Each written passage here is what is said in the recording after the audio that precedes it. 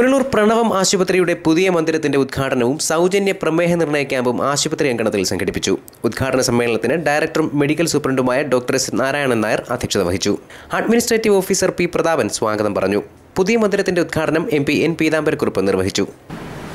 അധ്വാനിക്കാൻ നമുക്ക് സാധ്യമല്ല എന്ന വാശി നമ്മിൽ ഉണ്ടായിരിക്കുന്നു.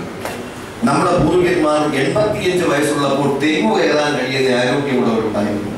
ദ്രായപ്പെട്ട് ഏണിയില്ലാതെ ഇന്നും ഞാൻ അങ്ങനെ കയറുന്നവരെ കണ്ടിട്ടുണ്ട്.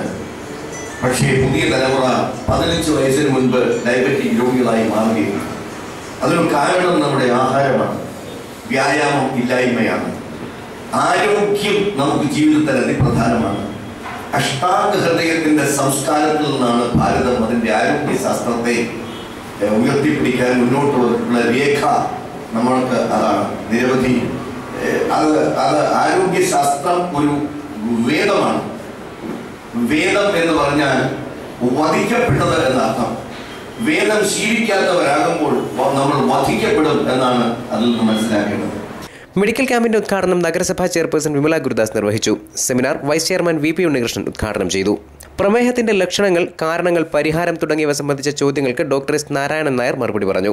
പ്രമേഹം, യുവജനങ്ങളിൽ ഡയബറ്റിസും ഇൻസുലിൻ ഉപയോഗവും എന്നീ വിഷയങ്ങളിലായിരുന്നു seminar. Doctor TN Sudhakaran Nair, doctor Salil Muhammad എന്നിവർ സെമിനാർ നയിച്ചു. വാർഡ് മെമ്പർ മിനി മധുകുമാർ, കരിക്കത്തിൽ പ്രസേനൻ തുടങ്ങിയവർ സംസാരിച്ചു. News bureau, Punalur.